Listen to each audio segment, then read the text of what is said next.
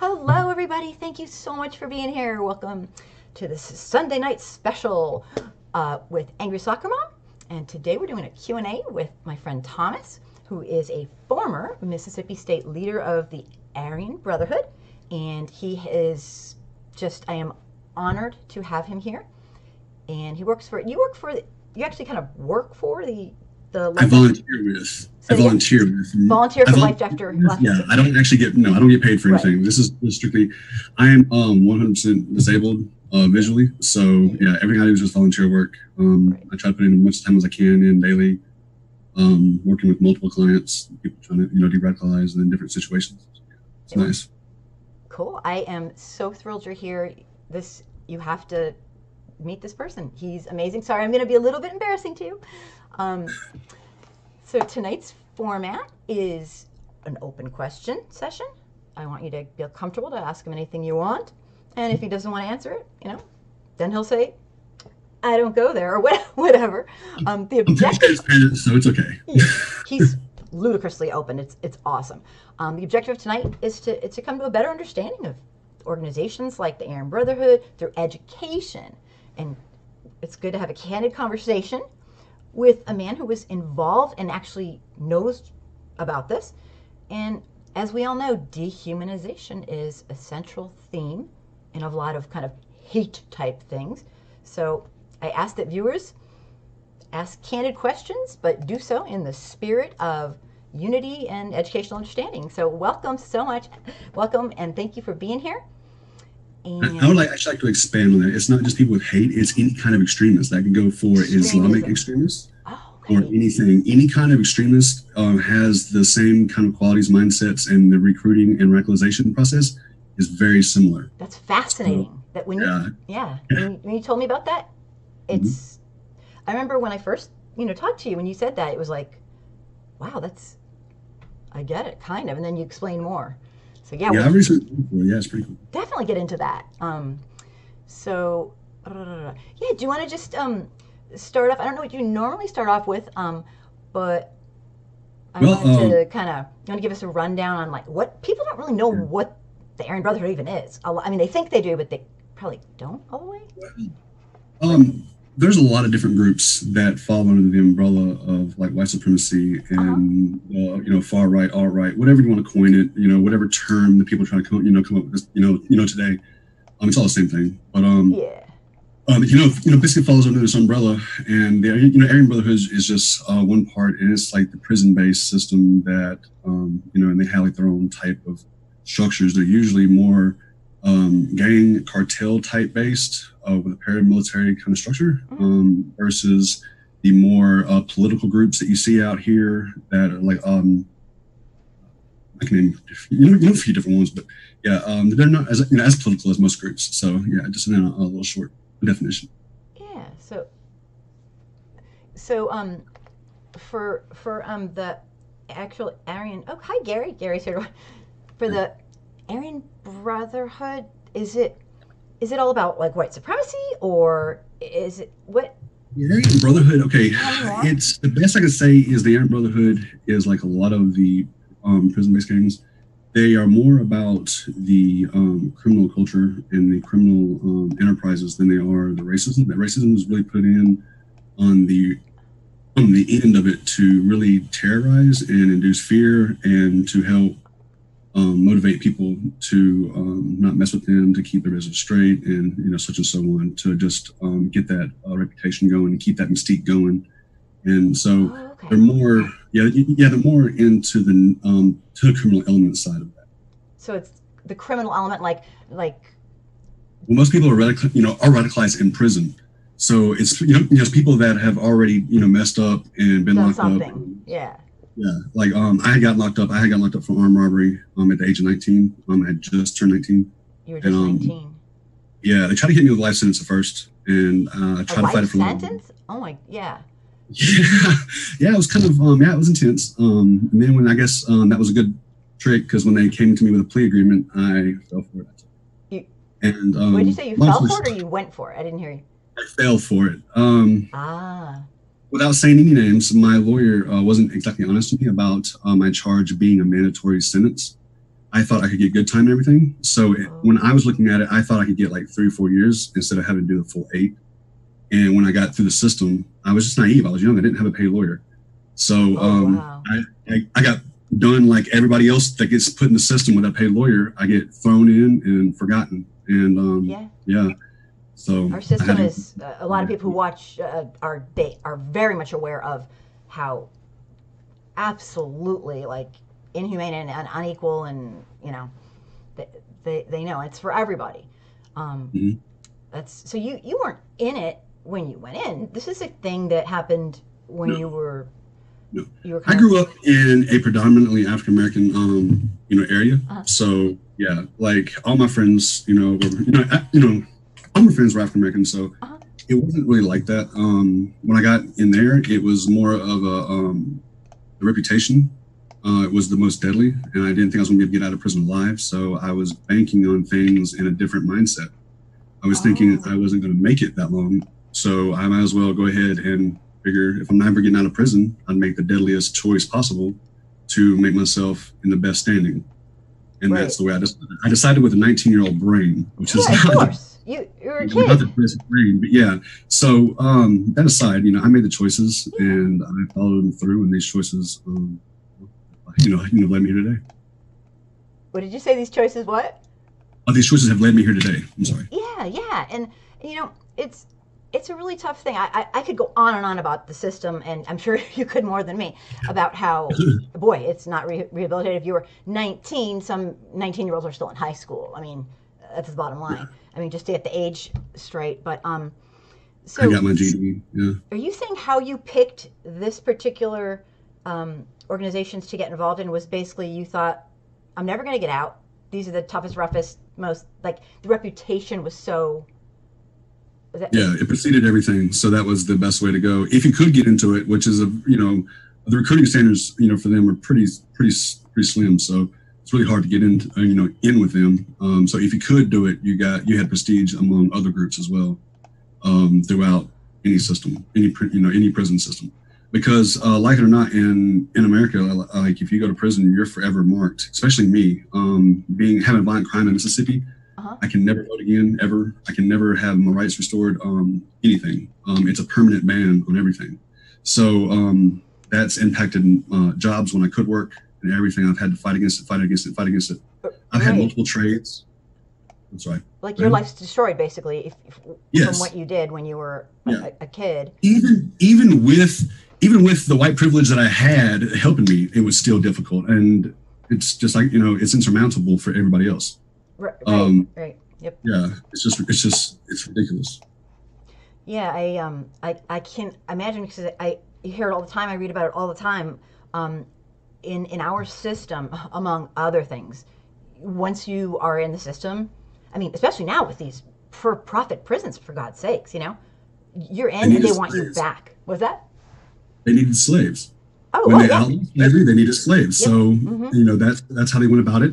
Mississippi still uses a prison farm. They still actively work the farms. They have chicken farms, hog farms, everything right there. I personally work maintenance on those. So yeah, they still have the active involvement of inmate labor and slave labor. So yeah, sucks. Yeah, a lot of people might not know, but like the 13th Amendment didn't abolish all slavery. It No, it abolished. just moved it underground to the prison system. The prison system became the slavery system, Mm-hmm. and that's because the 13th Amendment said no slavery unless the person is, incarcerated, which then that's exploited. You have prison industries that make so much money, every year. It's just Mm-hmm. ridiculous. Yeah, I'm not just even ask our going to politicians. They all have stock in it. Not Yeah, all of them, but I mean, but a it's good portion of them. And there's been a lot of corrupt, different privatized, organizations. I can go on and on about that, but yeah, yeah. yeah. Well, it's so let me see. Oh, okay. We already have a couple questions, and I have tons of stuff to ask you. And I got the honor of meeting Thomas, and he's an okay. I'm gonna say it one more time. Don't hate me for it. He's an incredible human being. I learned so much from him in 2.5 hours of talking. That it was like mind equals blown. It was amazing, and I will never be able to thank you enough for that. Um, it's you know, I I think he has a great perspective on what's going on. My biggest shock was that he wasn't raised as this racist I think my perception was always like, oh, somebody in that must be, oh, they must hate black people, they must think that, big white supremacists. But he kind of taught me that wasn't really a case in Mississippi or in the whole. Can you tell me a little bit more about that? Well, about how I was raised that way, or yeah, just, I mean, you said you really weren't raised. No, my mom raised me in, I guess, being raised poor and white, being just a typical white trash label stamped on me. The only place I felt comfortable and that I grew up with was in the hoods and, in the ghetto areas. That's where I felt comfortable.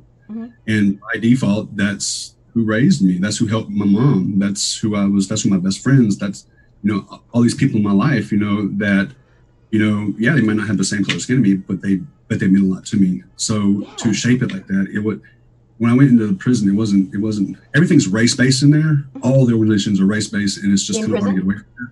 Yes. So you can't get away from that. So you're in it, and you're white, and you're on the white side. Is that kind of what you mean, or? Yeah, like even the groups that have, black members and white members, they still kind of, they're still separate within their groups, and it's, I don't know. It's not a lot of the groups do the intermingling of races. Yeah, and in prison, is like magnifies this huge issue. Like what society regularly is, it magnifies it to kind of like. It's very 100-fold, 300-fold. Yeah, it's ridiculous. And I wonder why. That's interesting. That is why. Probably some sociological reason. But I mean, I've heard that, but yeah. Well, you figure that now this is my personal opinion, just from thinking about it since you asked. Absolutely, yeah. I think it is because the system is based on feeding slaves to work the system. There's a lot of aggression. There's a lot of dissension. There's a lot of that, when the inmates that form gangs and everything else. But there's an inherent distrust that the system, helps to nurture, I guess, in a lot of ways. It's hard. The system's it's racist all the way down to its core in a lot of levels. So whatever. Go ahead. Especially the ones I've been through in Mississippi, and the people that I've talked to from other states that have been locked up in other states.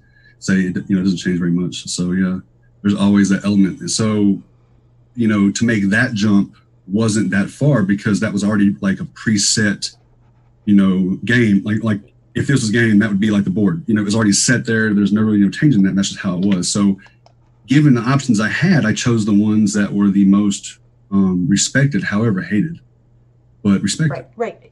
Hated. Yeah. But because of their respect and because of their reputation, kind of. Yeah.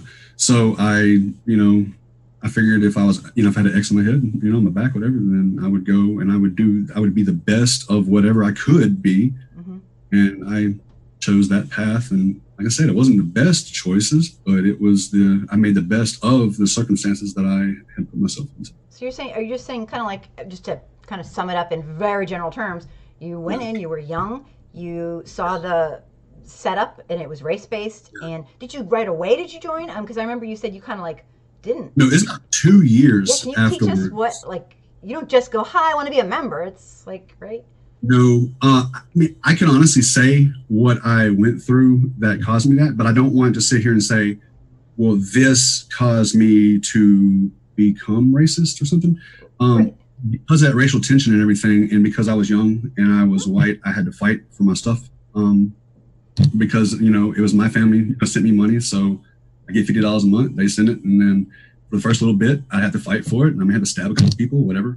After that, then it was done, But it was that racial tension that was brought to me that was my first eye-opening experience to what, When you say you had to stab a couple people and the money, can you explain that? What do you mean? Well, if your family sends you money, somebody they might try to come take it or whatever. Like it doesn't go to a bank; it goes to you personally. No, that goes to a bank, and then you order your noodles or your, food. Whatever you want. Canteen. That's like your money in prison anyway. Yeah. So you order that, and then when you get it, try to come back to your bed, your locker, zone, whatever, cell, whatever you're in. Then there might be an issue. Usually targets are usually easy. The older population, the real young population, and because the system's set up to put more African Americans in this, than whites. Of course, you have a lot of really aggravated African American males that are pissed off. So right, they feel. I mean, they start taking their frustrations out, and that breeds other shit, which breeds more dissent. So yeah, long story short, like, but I don't want to put that as the cause, because that's, that was nothing. That really had nothing to do with my decision on that part. oh, absolutely. And I know this, Thomas, because I know you. You are like a person who takes. Oh, Stevie, hi, thank you for being here. Awesome. This is Thomas, by the way, Stevie. The and Thomas is just amazing. So basically, when you went in there, everything is kind of exponentiated, whatever's in regular society, and everyone's obviously, my God, we're in prison. It wasn't in regular society, because I remember regular society. I was being raised by African American women and everything else. Like, this was a complete culture shock for me. Like, I went from a hood where I was accepted, or and everything, to something where racism was like brought back to life to me out of nowhere. And it was because you told me you were really comfortable with the people were your friends and your best friends and your before prison, after prison. My best friend was shot 7 times, killed after prison. But he's my best friend. Yeah, and like, so before prison, after prison, even now, like, there's never been that division of like, I'm not gonna have them as friends, or whatever other racist thing I can. Like, you had people taking care of you who were black. They were part of your. They raised me. Watched me when I got home from school. Watched me when I was playing when I was a kid. There's so many different things. Even before I got shot, my neighbors and stuff would cook for me, bring me over food, make sure I was eating everything. Like, but I lived in the hood, so like, all my neighbors were African American. So that was like, your place, yeah. Yeah, that was my home.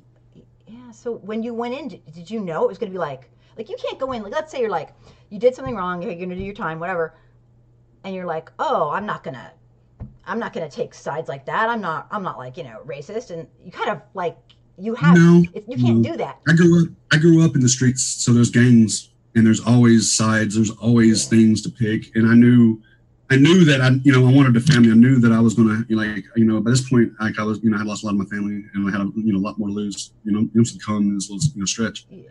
But I needed some kind of family like that I didn't have. Like, you couldn't go in there and be neutral and go, I'm not getting involved in this, and just hang out on the sides. I mean, it seems like the prisoners were running the prison. Yeah, it's possible, but if you have a long time, like, I had 8 years mandatory. Like I said, at that point, I thought I was going to end up doing something to get more time and never go home. So never go home. Like, so you can't just sit there alone for 8 years. Is it? Yeah. So like that becomes your world. So you have to adapt, and that's just the route I went. Now, I'm not saying that's the best thing, but that's just, it's just basic honest truth, man. I mean, I know people like hype it up to be more malicious and stuff, but really, it's a broken system, and that's just the message choice that I chose. That's the organization that I chose, and that's the route I went. I kind of hear. I mean, tell me if this is right. And I'm trying to. Do you mean kind of like you had to survive there and somehow, live somehow, and so you picked what you. I don't mean survive like stay alive, but survive like. We can't just. It wasn't for protection. I'll make that. Not for everybody protection, to that point, and that like really ticks me off every time, because like. Yeah, and you told me that. And I knew it wasn't for protection. Out of all the organizations, that's not the one you want to join for protection, because there's only one of you against everybody else, all the time. So yeah, but no, I joined for like the kind of elite status that come along with it. I joined for the community, the brotherhood, the however dysfunctional family of it. At least you had a family, like. Exactly. I had people that I called brother, people that would relate to me, that, they would, kill for me and kill me, but they'd kill for me too. So, it was something like, however dysfunctional that was, it was something. Yeah. So. Yeah. And you had said that you thought you were going to, when you're 18 or 19 going in, 8 years is like a lifetime. They put me in all the roughest places they could. So, yeah, like, I'm not even going to pretend like, they didn't. They put me, like, with a violent crime, with an armed robbery charge, they put me in all the worst places they could. So. What do you mean by that? Like, the worst kind of... The worst camps, the most violent camps. Yeah, like, they put me into the most violent pits they could. So, yeah, because I had an armed robbery charge, which is up there with murder and all the other stuff. So it's stuff. Considered, like, extreme. So they put you with the people who are extreme. Yeah, so, of course, I became extreme. Right. And, That's They just, taught me things in there that I would never, ever, ever have learned outside. yeah, interesting. It's ridiculous. The system's so broken. It's like, Oh, no, it works fine for what it was created for, but it's messed up for what we need. so one of the things that really struck me when we were talking was, you said this particular organization, you don't just like decide to go in. This is an elite thing. They choose you, right? You said it's kind of a process. Yeah, it's Can you speak to hard. that a Yeah, little it bit? takes about 9 months to a year to go through the like little probationary period. They put you through hell, and a lot of people don't make it. A lot of people have mental breaks, or they just can't physically do it, or the last act that's required of them is too costly for them. Is to what? Say it again. Too costly. Like to become a full-fledged member, they might have to go kill somebody, and they may, when that time comes, they may think, oh, Oh, that's too just too much. costly. Like I can't do it. I Yeah, can't. too costly. Yeah. Right. And so in can I ask you, this is kind of I'm asking all the questions. Anyone who has questions, just jump in because God knows I am so upfront asking stuff.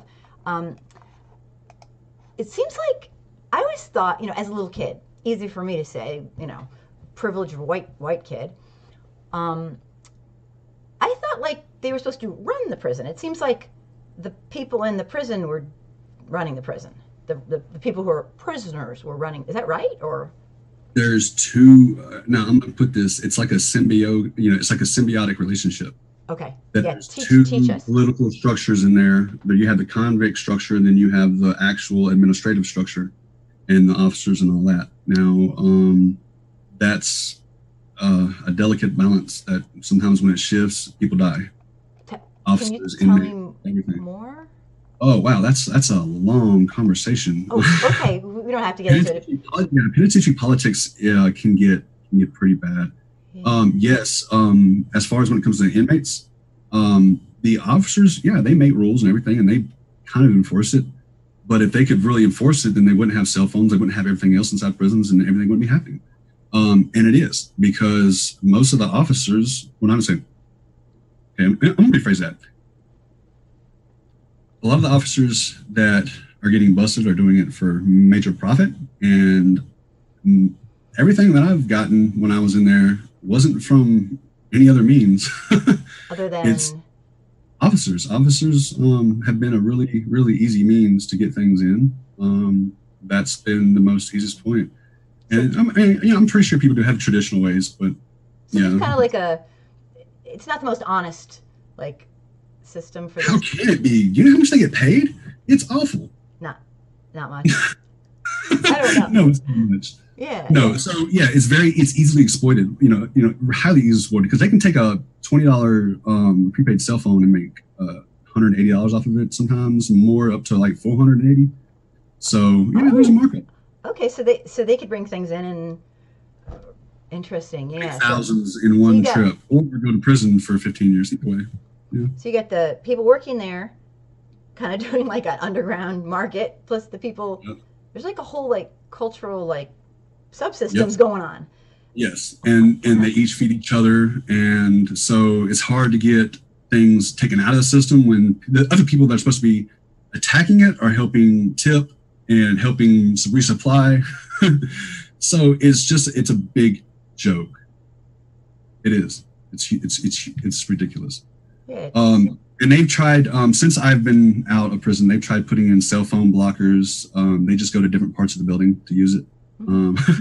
Um, it's they're never going to get rid of the problem as long as the system's as corrupt and broken and as It's not malicious as rehabilitative. It's basically. I mean, they're there no. I know a guy that went in there for 3 years after a couple murders.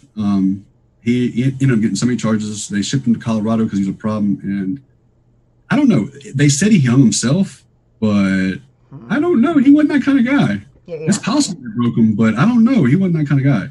yeah, He was a killer. Like he would go after people. But he wasn't had to hang himself. But that's what they yeah. said happened. So I don't know. And you hear Um, that so much. yeah, the People in system the the system custody, they do not take care of you, huh? I mean, I've spent almost a year in, well, if you count it all up, I've spent over a year in isolation. And who that did? breaks people. Say it Huh? again. I've spent over a year in isolation if you count up all the time together. You Yeah, did? and that, Yeah, and there have been other people that have spent like 4, 5, 6, 10 years in isolation That's a that are crime. That's torture. yes, they're That's, not ever coming back. I have severe PTSD from all that stuff, and that I had to deal with constantly on a daily basis. and you That still, yeah, even though I finished my sentence and I finished my probation, I you're finished never all done. this other stuff. Yeah, every night I lay down, these people have me, and I can never get set free from that. And that's something they don't ever account for when they sentence people and they do that to them, and they can completely destroy their lives. Yeah, I made a bad decision, but it was 8 years really worth it. It's to me. I mean, obviously, I have my own, take, Yeah, but it's like, you're going to come out sometime, or at least, in general, most people, 98% do come out, and to torture people like that, taking away your freedom is one thing. This is just my very, very harsh opinion. To torture people for years and years, and then say, now you're free. What the hell do they expect's going to happen? My God. yeah. I know Mississippi doesn't have a very good post-release program to help people re-enter society. Yeah. That's why their recidivism rate is so high. And now it's for profit. They're happy because they're steadily making money. They're happy to get people back. Oh, I learned recidivism while sitting in my probationers. I'm in my probation office. They had it in a plaque up on the wall. That with the definition of what recidivism was. So every time I went to see there, I could just sit there and look at that and read what it is and how much. And that's and it goes breaks down going back because of technical or other charge, and it's ridiculous. And that's just like having to be reminded of that. That's their goal, is to get people to go back. They don't want people to become better people or get skills or the proper way. There's nothing rehabilitative about. It sounds terrifying. Is it terrifying? Yeah, I did 2.5 years of HVAC school in prison, and I got out and I found out they wouldn't bond me. The insurance wouldn't bond me because I was a convicted felon. So I had 2.5 years of HVAC school, and I aced it. What is that? Heating, ventilation, and air conditioning. Oh, so okay. I'm eventually certified for HVAC. Yeah. So really good. I really invested in it. Got out and realized they wouldn't bond me for a truck. I couldn't get an insurance for a truck, so therefore I couldn't work in that field. So I went to welding. Yeah. So they basically had you do a trade that could have been a lucrative job, but they forgot to tell you that, oh, by the way, you can't work in it. Yeah, not as a felon, yeah. I got by as welding and tattooing. That's pretty much it. I mean, I just want to ask you, did you, and people who are listening and stuff, ask him. Yeah, ask me any questions. He's like, come on. He's so open. So from the minute you went in, I mean, it sounds terrifying. Like, it sucks. Yeah, it's not fun. And there are I'm not saying jail or prison should be like a party, but for the love of God, I mean, it sounds like. Well, in all honesty, 8 years, I had some pretty good memories too, because I had some friends in there. And I mean, 8 years, I mean, you grow up in there, you adapt. Yeah. But those few little jewels don't make up for all that. Right. Watching people stab to death, watching people die, watching people's throats slit, watching people get mangled and hurt. They don't ever treat people for that. I had PTSD and everything from that, and I got to live with that. But you get therapy or anything in there? Yeah, because I'm not a soldier. It doesn't count. But you literally PTSD spent time in. Yes. Yeah, but all the PTSD programs, well, not all, but the majority of the PTSD programs that I found out are for vets and mainly based for vets. Mm-hmm. And I try to get access to them to be able to get treatment, and no. So, and I'm not trying to knock the vets by any means. So, right. No, I know that, Thomas. Absolutely. I would just like to be able to get help, treatment too, because there's 22 vets that commit suicide because of PTSD. Absolutely. I wonder how many people are unchecked committing suicide from PTSD, from other things, from prison, from other from other things that people don't recognize. I know a little bit about mental health, and there are many, many other ways to get absolutely. Aside from military, and it just became kind of a known term from military, but PTSD has been around for as long as humans have been around. I mean, I just Neil says, Thomas, do you get flashbacks from some of the things that you have seen or been through? Or Neil was daily. Asking that. Daily, yeah, Neil. Great daily. question. I wish it wasn't. But yeah, I find myself staring off in space sometimes. I'm standing, sitting, it doesn't really matter, and I'll flash back and I'll kiss myself, and like my wife will ask me like, where was I at? Like you just are staring because it's like you're. Yeah, I'm not there. I'm reliving stuff, and yeah, it's pretty bad. Like my day is pretty much like if I remember things, it's pretty much a shooting. But when I go to sleep, it's usually prison. and the past. Yeah, When you so, close your eyes at night, even though you're in a safe home with your wife, does it yeah.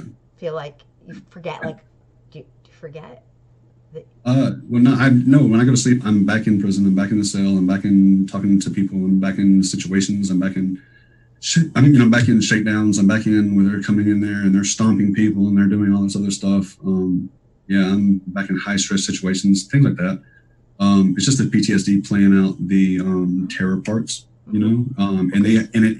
it amplifies up in the dream to make it worse. When you go to sleep, So you're in a as vulnerable as humans. We're like vulnerable, and so yeah, I mean, yeah.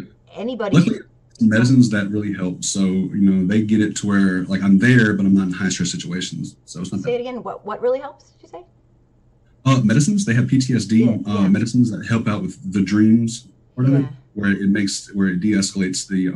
I don't know how it works, but yeah, it helps Yeah. It can with like getting rid take of the the edge guilt. off a little bit. It does. Yeah, Take it the yeah edge of. brings the stressful. Like I might still be in a prison situation, but it might be a low stress situation. Like I might be just be playing dominoes, cards, talking, whatever. So that's So it does help a little bit. yeah, And because I mean, I can imagine, and I'm just guessing. You're like you're a 19-year-old kid, and all of a sudden, when you go in, you're under tremendous fear, and it's never really going to go away. Like you're so you when a human being is under fear for hours upon days upon weeks upon, it changes your brain chemistry. I mean, it makes you. I wish I could say it started there, but most people in my situation were raised like that. We're like that from Okay. birth. We're in abusive homes. We're in broken homes. We're in these different things. Living in poverty is never fun. So no, it didn't start then. It's the going into survival mode started immediately. Remember, my mom died when I was 15, so I was on my own from You're that point. right. I don't know if you heard what he said. His mom passed away when he was 15, and Yeah, so I was moved out on the streets on my own at age 15 at that point, and that's when I started my life. So survival mode was kicked in long before the prison sentence, long before all that. right, That's how right. I got myself. That's how I got to that situation. Right, and then a bunch of people are asking some fantastic questions. The just Neil says thank you for your answer, Thomas. I was not trying to bring up bad memories, and Neil No, says he knows this is really educational. And Thomas he keeps it real, so don't feel bad at all. I mean, you have a gift of speaking, and you're really good the way you explain you things. would never think I went through 9 years of speech therapy for stuttering. That's so funny because you are like super. Yeah, God There's helps me. I pray before every time, man. God helps me speak every time. because Thomas, I gotta say, I love doing interviews with you. I love having you. You are just so easy. I was always trying to get Thomas to come on the the crazy Wednesday night crazy show because he has such great insight. You've really educated yourself. I mean, I try to stay up really? on that everything I can as much as I can. Yeah. What's that? Say once more. I try to stay up on everything as much as I can and try to be as aware as I can. I can tell because I've done a lot of growing in the past few years since I've been shot, and I've started becoming aware of what actually white privilege is and that and all of this, like all the and becoming educational. yeah, just becoming woke on everything, and having my eyes open to it, all these things that I hadn't realized were there and that I'd been benefiting from. I didn't realize it, You like but living yes, it, but yeah. So now, I try to learn as much as I can to become a more well-rounded person and to become the person that I need to be. So exactly. Yeah, because like you were living it, but then like you're like, wait, that's actually like a thing. That there's a name for that. yeah, It's yeah. amazing. It's Didn't realize it at first. I know that sounds naive and I know that sounds bad, but I no, it really didn't doesn't. realize it. It was just a couple years No, Thomas. ago. Thomas, I'm Yeah, telling you right now. Most I hate to say it, but from what I've researched and experienced, most white Americans. I'm yeah, talking wealthy ones, poor ones, have yeah. absolutely no clue the system of racism and systemic racism and white supremacy we live under. It's like if you're a fish, you don't know you're living in a bowl because you just it's really hard. Don't be Exactly. that you educated yourself and have come. I mean, I've had that's help, but yes, because I've had help. I had to do the same darn thing. I Yes. wasn't born going, oh, I know. I when I was little, I noticed like this is weird. I don't get it. No one told me, and Yeah. because I was privileged, I started kind of learning when I was like 6. I didn't get it when I was 12. I started catching on. Thank God, when I was 18, I went to a seminar with Jane with Jane Elliott. And she's the blue eyes, brown eyes experiment she did in the 50s. And I was like, oh my God, it was life changing because this was a thing. I'm like, I'm not the only one who thinks this is just freaky how we treat. And it's just, once you're in, it's like you just keep learning and you're like, oh my God, I've been fooled. Yeah, it cascades. It's ridiculous. Just snowballs. It keeps going and going and going. The more you learn, the more you're like, oh my God. Yeah, and then and sometimes I catch myself becoming more depressed because it's like, man, the more I learn, I'm just like, oh, this is so screwed up. It's a system, and like you can't really stop it. But what you're doing, teaching it, is nothing better. I mean, I'm a huge advocate of education, and I always say, if you're a white person out there, I don't care what you do, where you go, how rich, how poor, educate yourself, and then go educate other people who are white, so that you can get people on board that this is not, we're being fooled. We're being played the fool. And that's why, I could get into it all, but anyway, let me ask some questions, and I want, if you don't mind, explain how you got out and how you barely got out and how, you thought you were going to. I just ask, is that okay? Because that's a story. Yeah. Let me just. How I got out was. Well, can you hang one second? Because there's a couple questions that people have that are preliminary, and I'm kind of like ignoring everybody. I'm like, he's all mine. I'm talking to him. The first person, Learn Social Justice, says, do you think punching a Nazi like Richard Spencer is good? I don't advocate for violence in any form.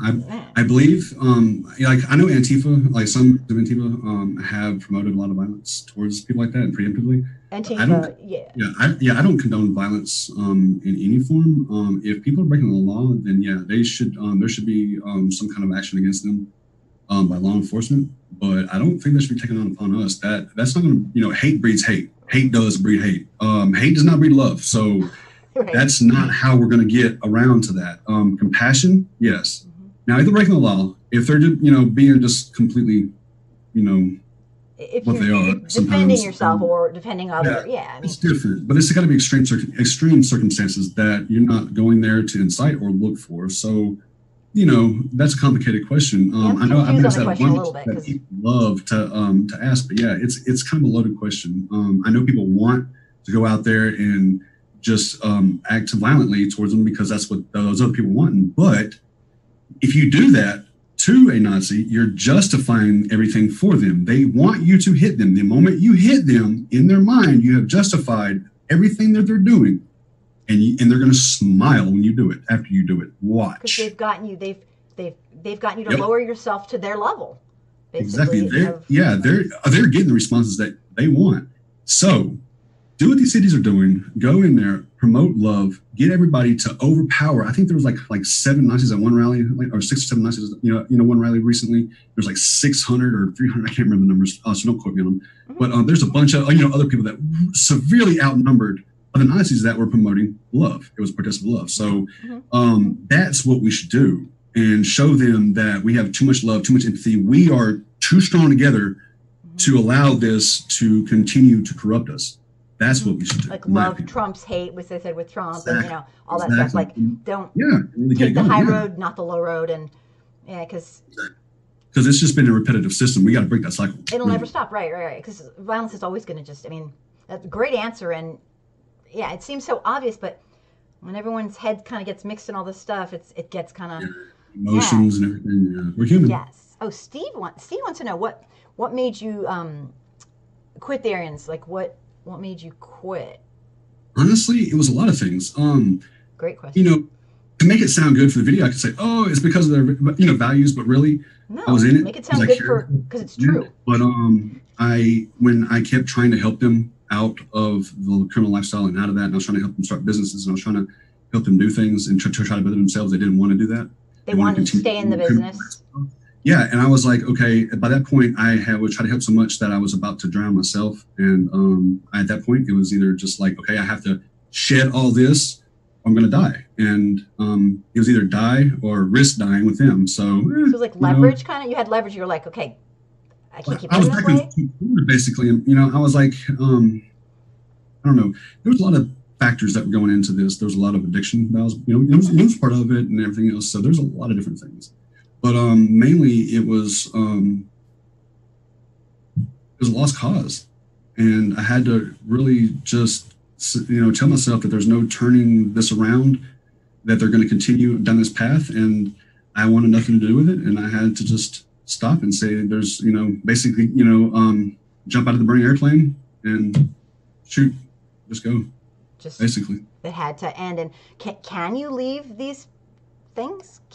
Some of them, some groups you can. Aryan Brotherhood has, like an extreme situation where, there's blood in, blood out, where if you want out, it's usually going to cost your life. Can you explain that blood in, blood out? Because I don't know if everybody some people, well, to get in an organization, you may have to kill somebody, and to get out, you may have to die for that.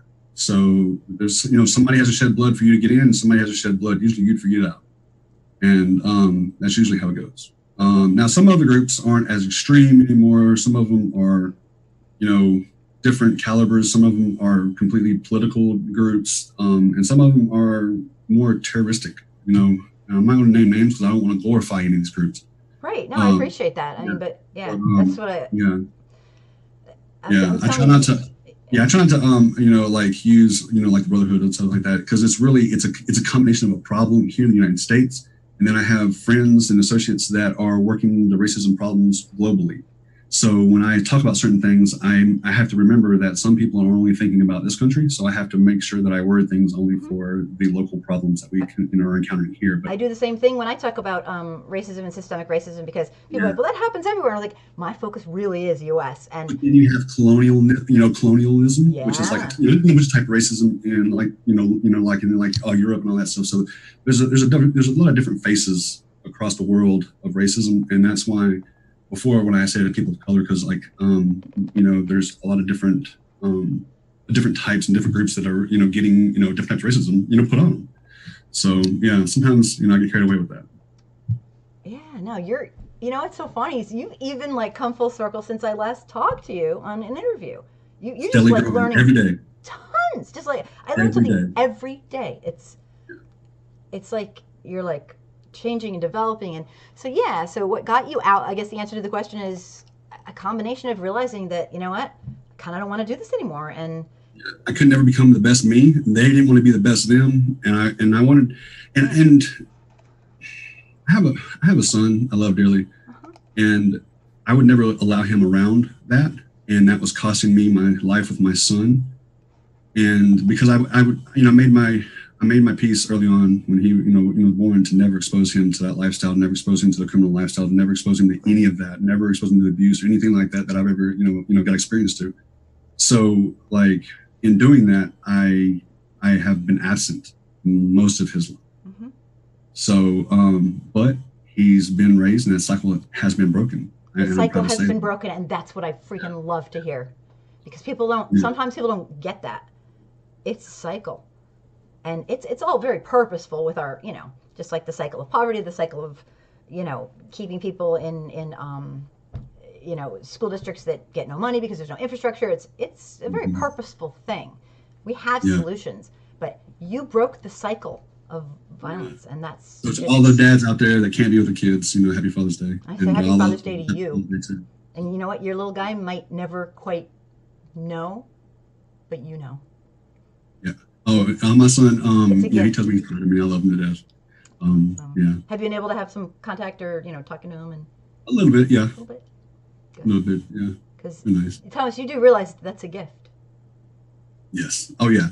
Life every day is a gift. I'm blessed today. I'm living the best life that I ever have. I'm becoming the best me that I can be. I've never been happier in my life. I've never been more fulfilled. I've never been more complete. So I love it. I always say this. It's kind of like, I'm not trying to embarrass you, but I'm just so freaking honored that I got to meet you, because I'm telling you, I'm just a simple person. But Thomas, really, doing the right thing and trying to be the best person you can be, that takes courage, because you had a tough, really rough everything, and you've turned your life around. I mean, I'm not the only one. There's a lot of us out there, and and I feel hopeful that there are a lot of people out there that can still turn their lives around. And I think that, I'm not special, but I could be a good example of what people can be and what people can do. You're very humble. It's never discount. Well, God guides me. Like, to say I did anything, oh man, I couldn't take that credit. I wish I could. I wish I could. I wish I could say I did that, but no. I've always got on that one. Sorry. So Andrew it's just says, "Bravo, Thomas. You have a lot of guts." So thanks. I do and appreciate that. it's true. I'm just saying it. And let me get a couple more questions, and I want you to tell. Oh, Victor's here. Hello, Victor. Um, Learning Social Justice says that's what people during slavery said. No violence. All we need is love. Now, I'm not sure if that was a question or if you're saying that the people who were forced into a enslaved status by other white humans were saying, who was saying what? I'm not 100% sure if he's saying that's a good thing or it's a bad. Maybe. Well, I think yes. Okay. The fact is, yes, they did. The circumstances for that time and everything that created that for yes. To apply the same circumstances to today, no, the beast is mutated. Can't do that. So we had to have new tactics to attack this beast properly. If our tactics for attacking the beast had properly worked before, we wouldn't have this problem now. So that in itself is not like I can't go along with that. You know, yes, we do. Is this what you're saying? I just want to make sure I'm you're saying like just being all everyone just love each other isn't like kind of. Well, I'm not saying like just open arms to let somebody shoot you in the face. It's a good idea, but education I'm saying is that the people that are wanting to come out show compassion to those that do want to come out. To those that are that are not, then yes, there are there are steps that need to be taken to go through and remove a lot of the things and to try to target that. Yeah, there needs to be a lot of proactivity. I think there needs to be a lot of education in schools to teach the issues that really happen, that teach, and actually teach the main points. That way this doesn't happen, instead of just having whispers behind closed doors where it's like a myth and nobody knows the actual facts. This. Like, yeah, get it out there and say, get it out in the open. And yeah, it's a multifaceted thing. Just to go say, no, yeah, it's there's so many things that need to happen. And to say that I can answer this on one show would be a failure in itself, because that would be an injustice to us all. Say that once more, Thomas. I didn't quite hear you. I said if I tried to explain all of that right now, it would be injustice to us all, because I wouldn't be able to get it all out. It's multifaceted, issue, and it's multifaceted, solution that we need to, put into effect. I don't know. Social science is complicated. Yes. People study it for years, and it's complicated. And in some people are complicated, so the whole nature of it is complicated. Right. We're not all the same, of course, and it really is. And also, we're living in a system upon a system upon a system. It's there's a lot, and then everyone's different, and right now, and unfortunately, and this is just my kind of very arrogant opinion, I think there's a lot of things that can be solved that we absolutely 100% do not want to solve in this nation, and that's our government.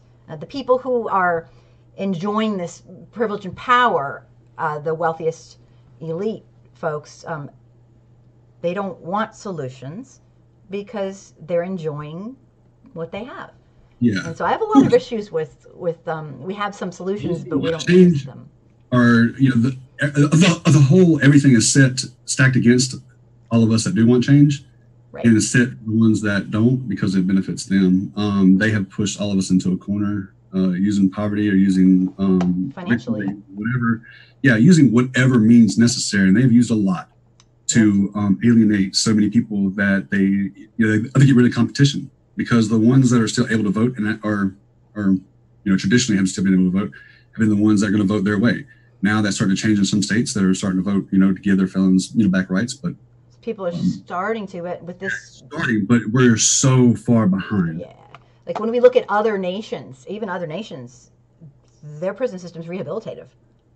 Like, it's humane. You don't have your freedom, but it's humane. The Netherlands, yep, that's what is awesome with their prisons and their addiction rates and everything else. That we should take note and we should follow suit. Exactly. I've seen documentary after documentary, and what they're doing is working. But we're Americans and we're arrogant, and it doesn't make sense. But it kind of does when you think greed over humanity. Greed over humanity. We don't think about humanity way after a lot of lives lost. A lot of things, like, and it's just. I just didn't catch you. What did you say? We as a people usually only think about loss of like humanity, or something like that after the loss of life, like a lot of it. So yeah, it's ridiculous. Yeah, there's absolutely no reason, after seeing what other countries are doing, that what we're doing is even. It's a crime against humanity. I really feel people are like, they did something, they did this, but you know what? They're still humans, and that's where I have some really strong feelings around that. So I'm just going to shut up right now. As you, I What's the had, next question? yeah, we have some other questions. I was going to just scooch over Okay. to. Oh, Anton, thank you for being here. Hello. Feel free to jump in and ask anything you wish. Um, let me see. Let me see. Nope. White supremacists. This is some learning social justice. He says white supremacists and the capitalist class need to be forcefully rooted out and abolished. And there is a sick, kind of a dysfunctional relationship, as I know you know, between capitalism and humanism. It's it's really not pretty, and I think we've Yeah, allowed that to get. I would like to root out the problem, but doing that in a realistic model would be hard. It's just like the 400 something police officers that are current or retired that have been members of hate groups on Facebook. Yes, I Yeah, read about that. yeah, it's just like all of that. To root them out, unless they put it out there, which a lot of the upper echelon groups use apps like Wicker that have self-destructing, non-traceable, messaging and everything else. So there's a way, they have ways around that for the upper echelon. They're just smarter about it. Whereas other, the people that want, the lower end of the echelon, the people that really aren't making all the big decisions, yeah, we can find them easier. But the higher ups, like the ones that like to play dog whistles and everything, I can't say a whole lot because I do volunteer with a nonprofit. So, Right. y'all can just insert that right there when, so. Yeah, no, I know. I don't want to cost anybody any funding, Yeah, there's stuff that can be done. We got some really wealthy people who aren't going to give up their power. Moppy says America's government will never tell the truth, and they're not transparent. They're not open. The ruling elite rule, and they're about money, and it's just. I mean, I used to tell my dad, be careful. My dad's a doctor. I say those insurance companies, if it costs less to kill you, they'll do it. And I know you deal with a lot of that too. So I mean, this is all about. We have enough money to feed people who don't have food. We have enough money to house people. I wish we had the national health care like Europe does and like that does. I have friends that are in Canada. I have friends that are in Sweden. I have friends that are in London. Show off. They love the health care. Yep. I just waited 2 years to be able to get coverage on Medicare so I can get my surgeries done. So I personally have suffered a great deal due to this system here. And to talk to them, they're like, you have to pay for it? I'm like, yeah. They're like, oh my God. I had somebody from UK going, they're getting services like this. They're not having problems and everything else. I'm just like, oh my God. But you try to hear somebody here tell it, the story of over there, and it's a whole different nightmare sound kind of scenario. It's not even, There's a lot of propaganda, purposeful propaganda. It is. Yep. But if you talk to people that actually live there, then it's I get different. Out here. Yep. Yeah. Exact same. I have some friends who are in some of my communities. They're like, I had one guy go, I got my surgery. He's like laughing. He goes, I didn't pay 1 cent. And he had major surgery. He's like, I go, did you have to wait like weeks and weeks? He goes, no. I mean, we're getting bamboozled beyond, yeah. Well, so far, my surgeries have cost about $400,000. Yeah. It's from the shooting, just so far. And that's, I still have a couple more to go. 50% of all people who go bankrupt in America, it's probably more, this is an old stat from 10 years ago, do so because of medical bills. They're not buying a yacht. They're not, they literally cannot keep themselves healthy without going bankrupt. They're not even chartering a yacht. They don't even know what the word yacht means. Everyone likes to, it's terrible. Let me just get a couple more questions. I really want you to explain what happened when you got out, because it's amazing. It's crazy stuff.